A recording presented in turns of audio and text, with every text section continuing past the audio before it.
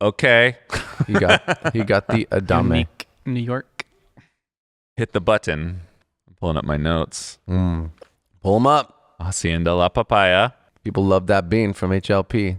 The competitors, the judges. They don't love it enough to give it the W, but they give it a top 2 every time. Top 2?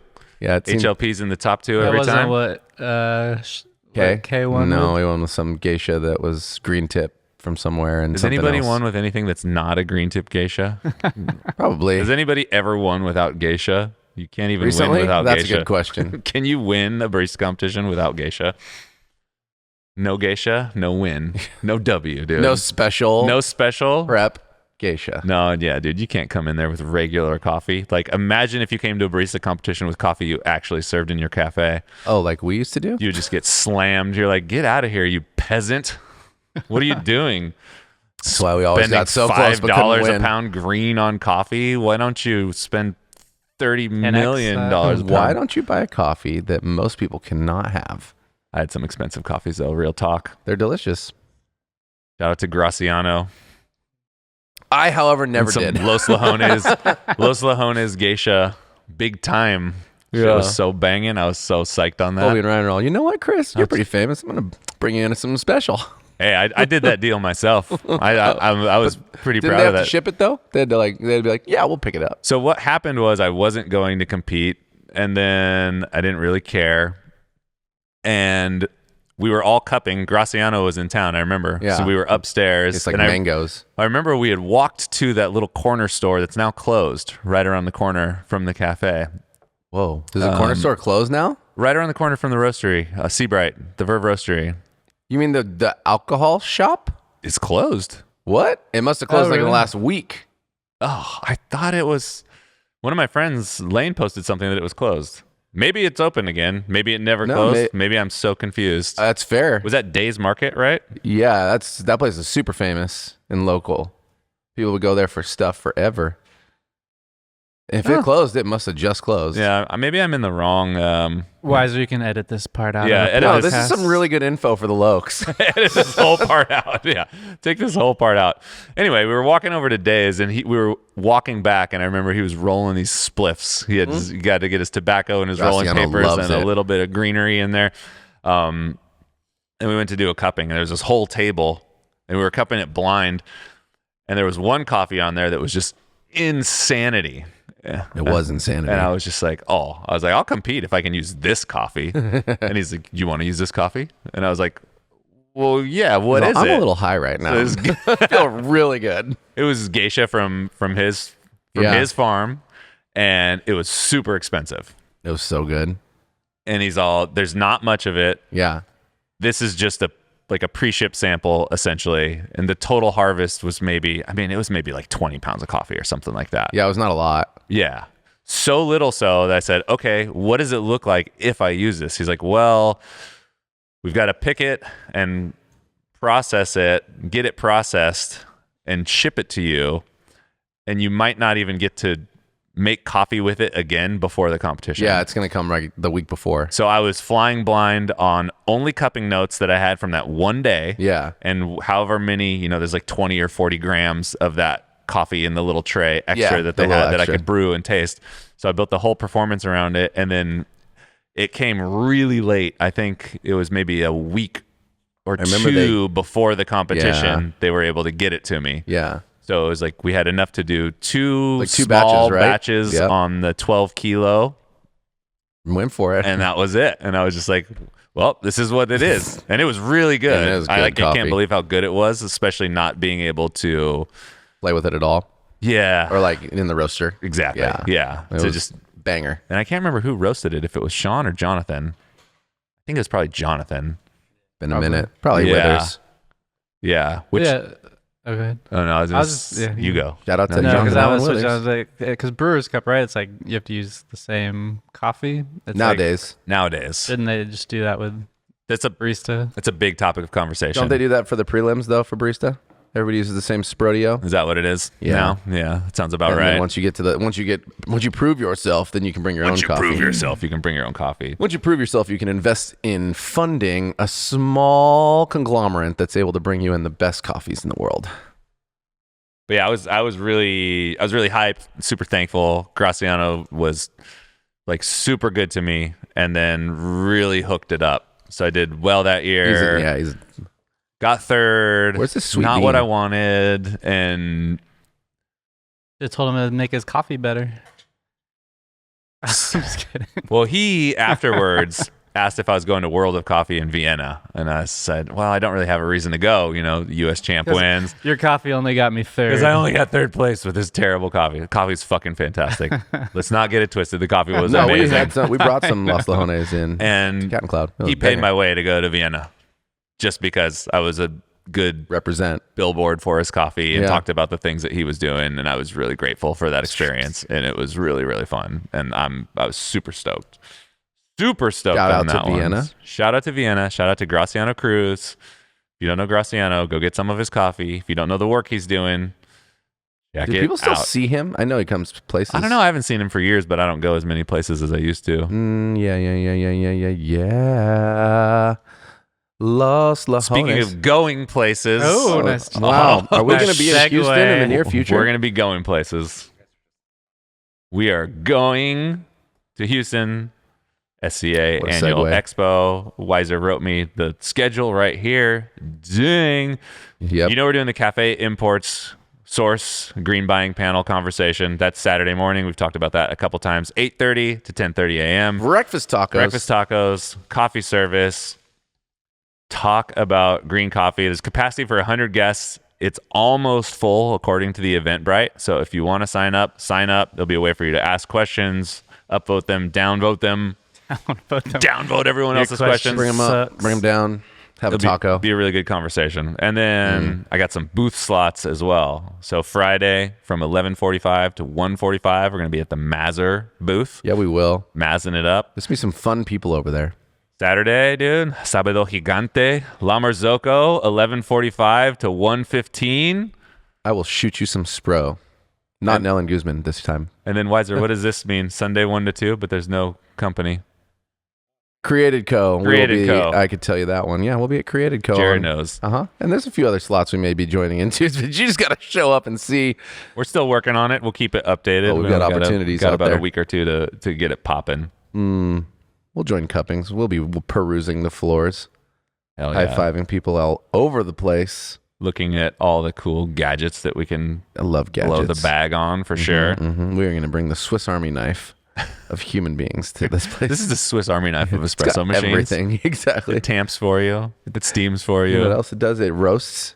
It's got it all. It's an all-inclusive espresso As experience. you make Fresh coffee, it perked. orders coffee from the roastery for you. Oh, now we're cooking with gas. The roastery, instead of getting a batch order, it gets 3,000 orders of 20-gram samples. Yes, and then we got a cycle, one of those vacuum things that's shooting it around like old Costco used to have, shooting it back and Like forth. the bank in Yeah, the 90s. This is the vacuum laser. She moves your coffee like a cyclone. Did Yeah, that's a great remix for you all to put together. you listen to the speak pipe question? I did not. No. We should listen to it live. You want to listen to it live? I feel like people like that. Hello, Cat and Cloud crew, Chris, Jared and Chuck. Big hello from Australia. Yeah, My you are. name is Reese. I'm a long-time listener, first-time caller of the show. Been listening since around 2018 and just want to say a big thank you to you all for sharing everything that you do on the show, and it's shaped a lot of my views and the way I go about my work today. I currently work for a coffee roaster. We also have cafes throughout Australia as well. And my question today is, a lot of what you talk about in terms of hospitality and steps to service is related specifically to the cafes. And I would love to know a little bit more how you approach that viewpoint when it comes to your wholesale partner program through your roastery and your online customers as well. Thank you so much. Keep doing what you're doing and hope to see you soon. Well, Reese, great question. Great question. Huge fan of that question, Reese.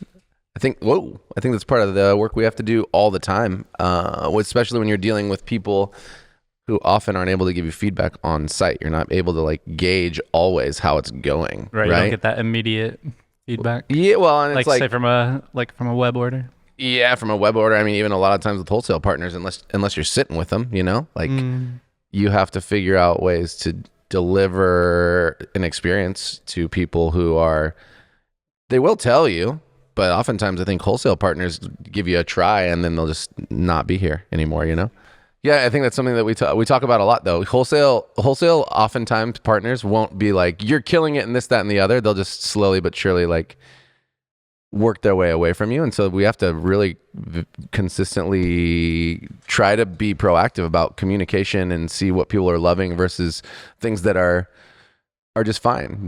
There's ideas that we have all the time, and a lot of them land, but occasionally you come up with things that you think are really amazing that are kind of moot.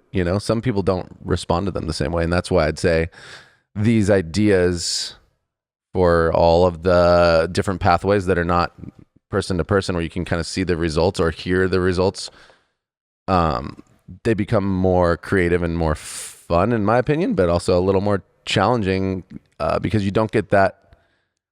You have to kind of wait and see a little bit, right? You kind of have to lay a concept down and then let it roll for a little while to see how it actually is working and or measure data and see what people are willing to share. And just make the time to have the connection points with partners consistently. Right? I think Mark and Eddie and his team do a great job of making the time to check in with people and see how everything's tasting, see how things are going with their business.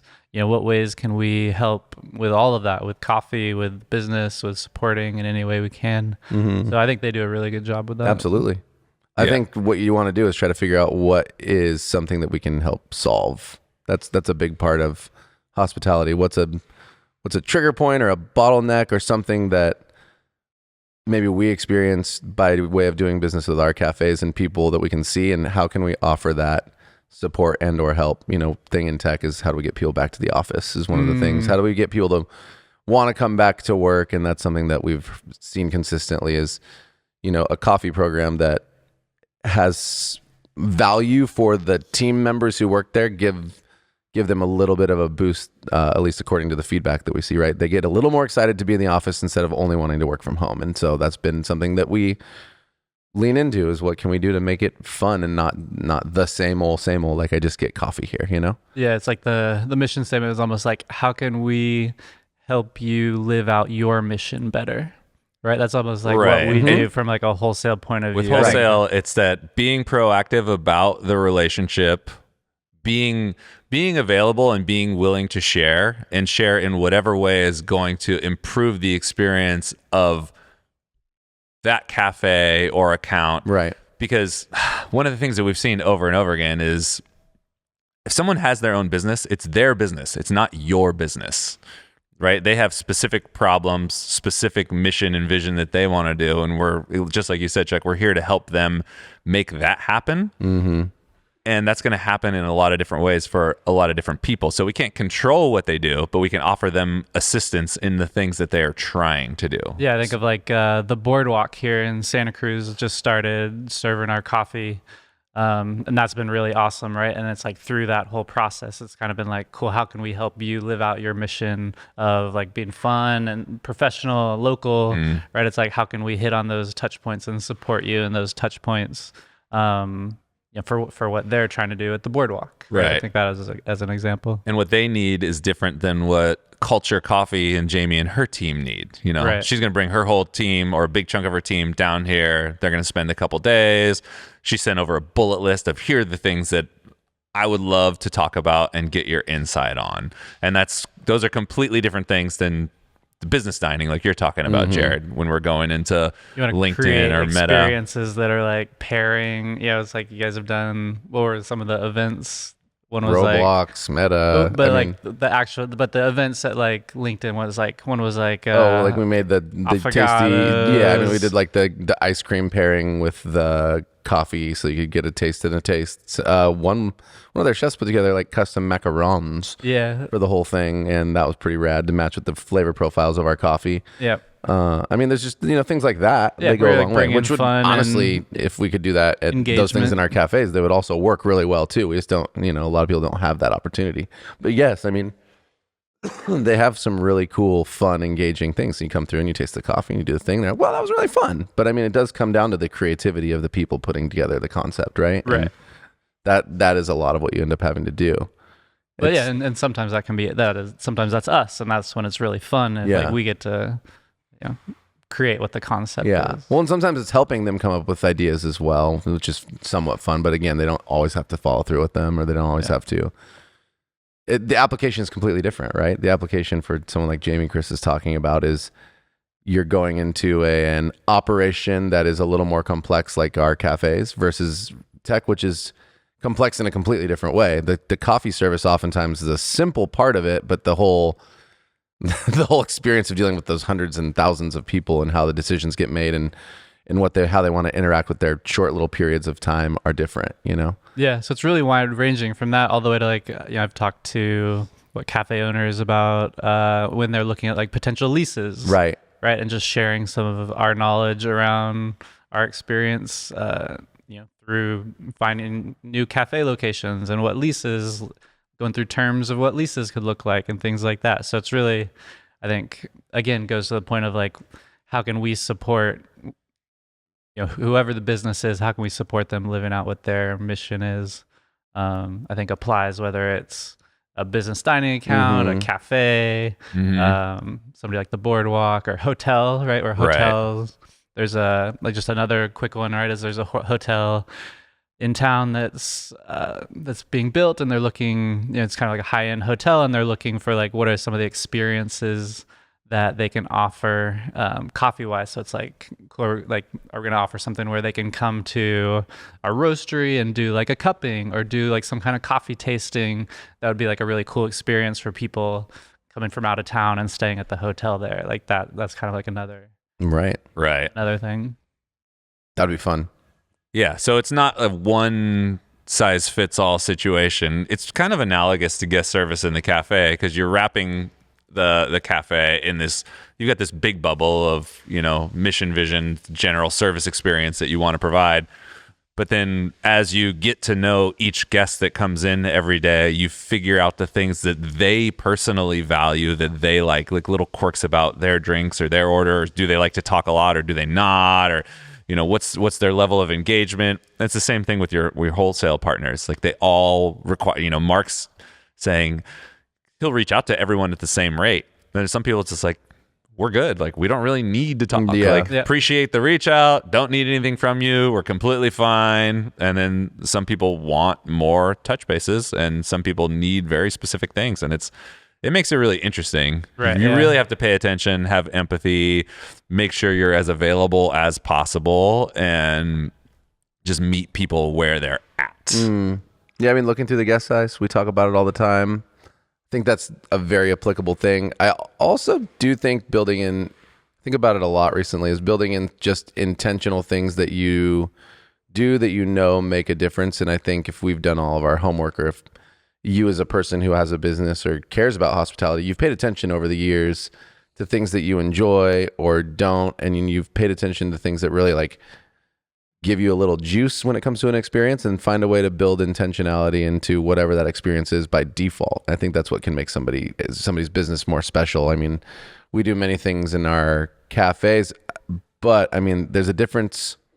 You need to leave space for variability in terms of being able to meet people, with their, business dining versus hotels versus cafes. They're all going to want something slightly different, but there's still going to be a through line to delivering an experience that is uniquely yours, that give you an identity and make you who you are and make people want to work with you, versus, it's different between by saying, oh yeah, we're that company, we can do whatever you want, and we're really good at it. And that's, but I think some people could take, if they didn't know who we are and this is their first episode, they could take it out of context and be like, yeah, they're saying basically, like adapt to whoever. And that's partially true, but there still is has to be like authentic. Well, to it has what to follow we're your doing, values, right? your mission in some regard. And I think though the building of the intentionality of like, these are things that we do no matter what, we sign and or draw on our invoices for wholesale, and it's a little picture and a thank you. And sometimes they're a little more personalized than that.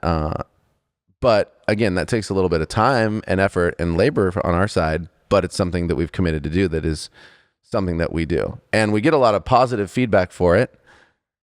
But that's one of those things. Most people in the world would argue, get rid of that. And this is something I think we all need to look at in business across the board, is building connection actually will yield results, and it's not as simple as just like stripping things away always. It's about being intentional in the right spots, and that is going to be different between web, wholesale, in the cafes, in the roastery. But we do have concepts that do fit the bill, and hospitality doesn't only extend outward, it extends to our team members as well internally, and I think that radiates out as well. So Reese, I think there's something to be said for how does the company internally make the experience engaging and interesting for the team members? Because at the end of the day, the energy that radiates out from those team members ultimately turns into, and I hesitate to say this in a way where it's not inspiring, but it translates to sales. It just does. When people feel that connection from the inside out in an authentic way, they want to be around it more. And it's intangible. It's also very fucking real. Yeah, I think of when you think about like our team members' experience, it's like the training passport that we developed that operates in the cafes, it operates in the roastery, in the kitchen, and all the different kind of parts in our business. And it makes me think of I was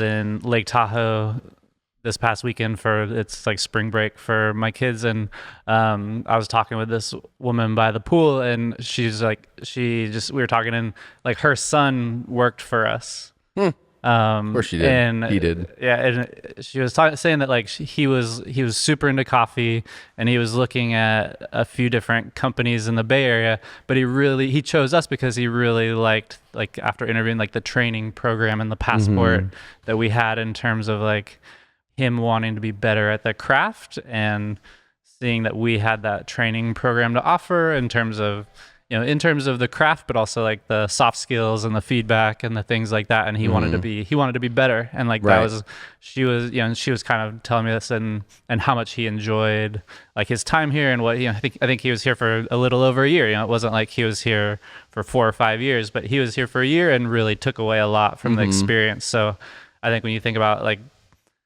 what our team members, think about steps of service with our team members, it's almost like walking them through a training platform that's meaningful and that affects their lives in a positive way. Yeah, because all of these things, okay, each one of these is a relationship. There's a relationship between you and your team members. There's a relationship between you and your wholesale partners. There's a relationship between you and your guests in the cafe. And just like the relationship you have with your friends or your significant other, one of the things that you're doing constantly is like, how can I show you that I care about you? How can I show you that I actually give a shit? So with employees, it would be really easy to just hire people, not train them well, throw them on bar because it feels efficient, and let them suffer and your guests suffer because of it. It's much more work to develop the passport. It's much more work to develop a robust handbook. It's much more work to put everybody through orientation and teach them the mission, vision, values of the company, what we're trying to do, as well as spend a lot of time training them on those skills. It's much more work to reach out to all of your wholesale partners every week and make sure everybody has what they need.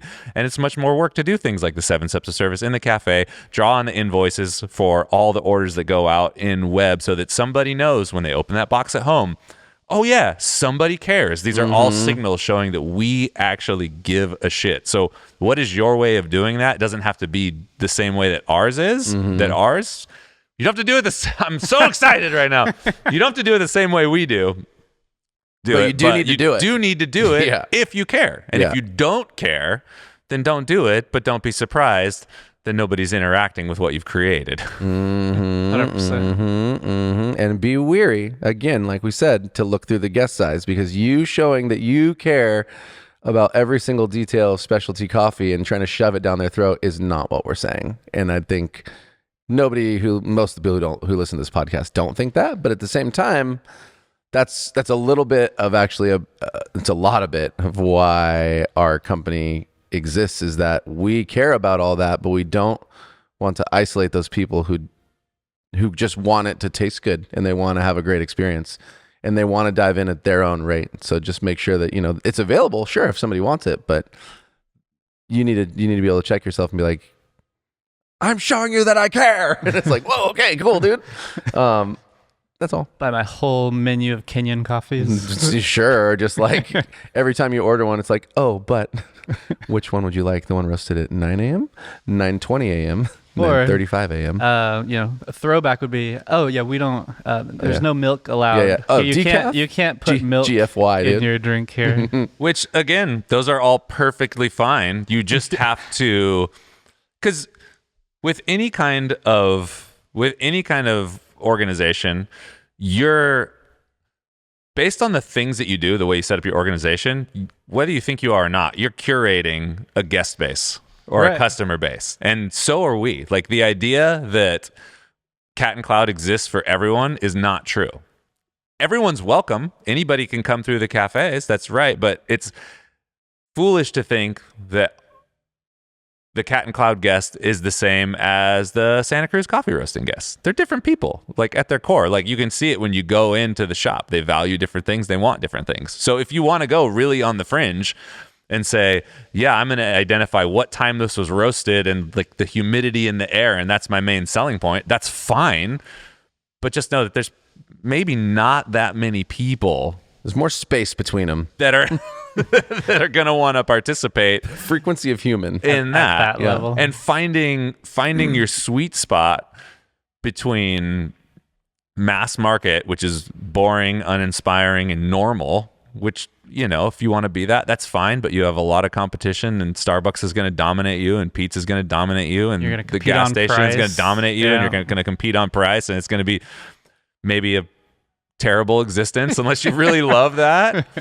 And the super upper echelon nerdy stuff that you maybe hear about in Japan, where someone's making an espresso that costs 100 like the whole yen. other extreme, right? Yeah. It's like two extremes. Yeah, and everywhere is available in between that. What do you want to do? Who do you want to serve? And what do you want your life to look like? What are your realities? Our realities are different than, I think those businesses are cool. I like to do those things. I don't think they allow the same amount of financial freedom, flexibility, ability to build a team like we have here. It's a different model.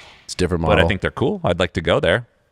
I You're like go to there also like once. geek out on maybe all you're those probably not things. gonna go there every day. Yeah, it's not gonna be your daily habit coffee shop probably, but I think they're valuable. Yeah, I'd go to the geek out coffee shop every day, but that's because I truly would do it in here too if I could. That's why you have an R&D lab, though. You don't necessarily make everybody else experience it. Right, but then it's like, would you if it was $30 Well, every day?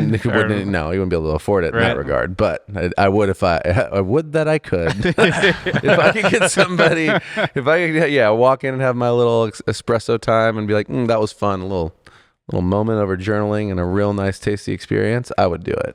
Yeah. But no, not for $30 a day plus. Yeah, because it would have to be pretty premium pricing to make Premium that flavors. kind of situation. You know what I mean? Have to be Make it sustainable. Shout out to Generalized Premiums is what it would be, dude. I would need. Shout out to premiums. I need premium Your vibes. insurance premiums are through the Well, roof, by the way. actually, let me think about that.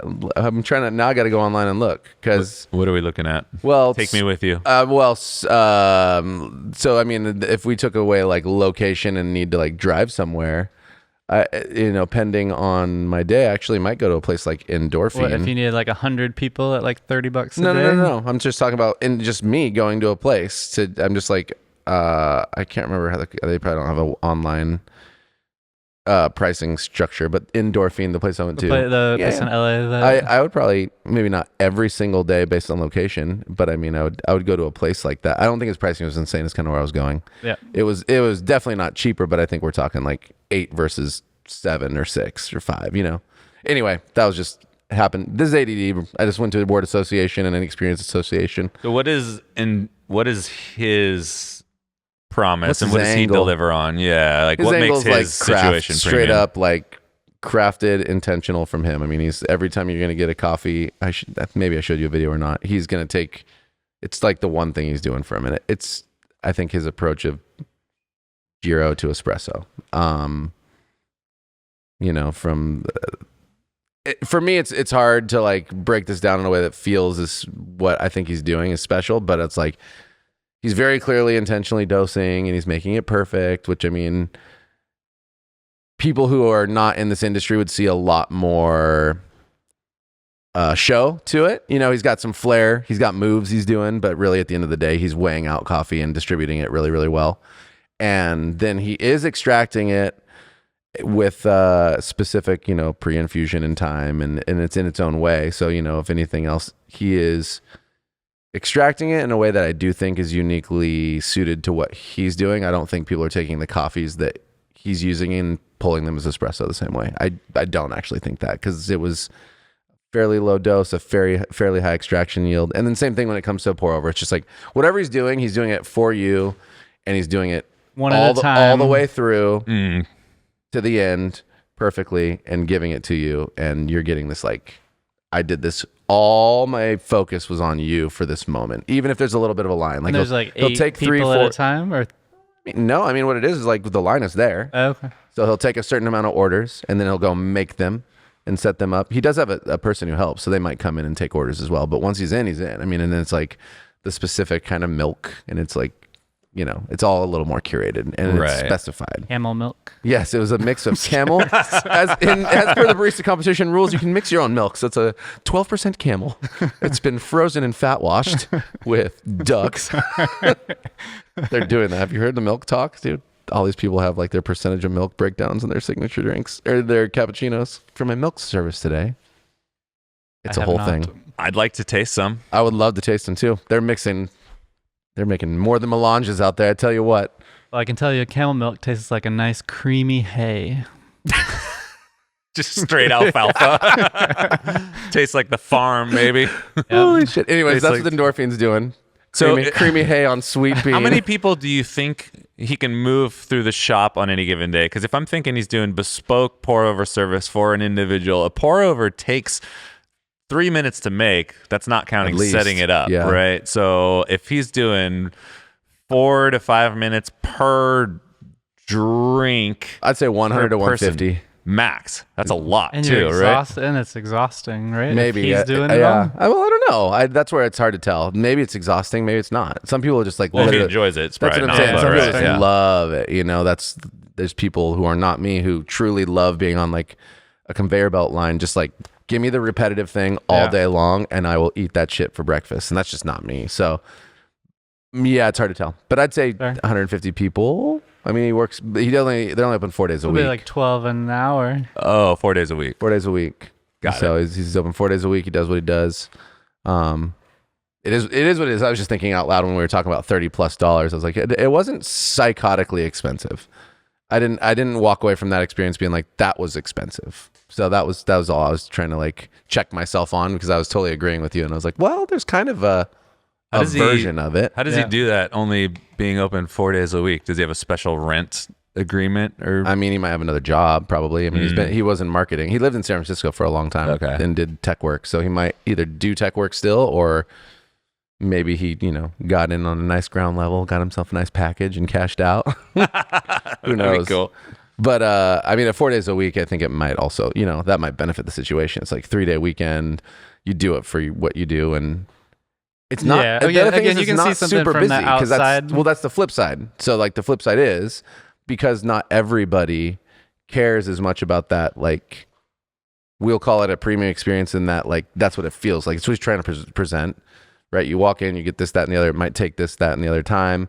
You may walk away being like, yeah, I understand that, but I'm not going to do it every day, because it's just not either location and or, it doesn't blow my mind enough, which may or may not be true. But it wasn't ever, again, I was there for all of an hour, but it wasn't busy enough that I would have felt like you're like slammed. It actually felt calm, social, and relaxing. Yeah, I mean, that's always my thought, is like, you can see an experience, you can see a business, you can see somebody. It's like, you don't really know like anything else about them. You don't know how hard they're hustling when you Totally. don't see them, or how hard they're not, or how easy they have it, or how hard they have it, or how you just don't know. You just don't know the people. You don't know the business. Yeah. Like, so it's like I don't know. I hesitate to like make assumptions about anything from just seeing anything, a person, a business, or anything from the outside, because you just never know what's going on the inside. I mean, it's jogging the memory of like Diggy Doos in Sydney, which is Paul and his team are absolutely killing it. And arguably, it's the same, if not more complex than what I was just talking about, but in a completely different, more social environment. Meaning, like, they have coffee cocktails they make on site that are non-alcoholic. They have multiple versions of single origins that they'll fire off in EK and on batch and on espresso, all to order. And they will, and they have some food and pastry. It's in a really small space, like altogether, probably footprint a little bit bigger than Abbott Square. You know, if you're basically to take Abbott Square and turn it into a rectangle that extended like to where maybe square feet, our people hang out. 250 to 300 Yeah, square feet. right. Yeah. And the thing is about that place is it gets cranking socially. Like it felt like that was the place to go. Like all the industry people, both bartenders and chefs and things, were rolling in, and they just basically hang out and sit around this bar, and it's just the most fun place ever. And it's the same thing, like, but they include you. So like, oh, you want to come around and make something? Yeah, come around and make something with us. And they'll have me come around and do like the pour over with them. And some of these other people, they're all bringing in like samples from it was like the most social, cool place ever. And the same thing though, I don't know how busy they are, but it's busy enough for him to support his family enough to be open and, you know, roast their own coffee and whatever's going down. I don't know how business works in Sydney, but we've digressed into into things again. We're back to retail experiences in some regard, but hospitality does extend inwardly and outwardly in everything that you do. And yeah, I feel like we trying to tie a bow back onto what we're going. Mm-hmm. Yeah. Anyways, thanks for that question, Reese. All the way to Australia, dude. You want to hang out? I love Australia. Ask him how it works in Sydney, dude. Yeah, dude. How does it work in Sydney? What do they love over there? What do you want? What do you love? What car do you drive? How much money do you make? What's going on in Are you for Sydney? show? Man, Oh, that's it today, dude. you know. That was exciting. Down the rabbit hole. Yeah, I mean, I think it was a good rabbit hole. I like that rabbit hole.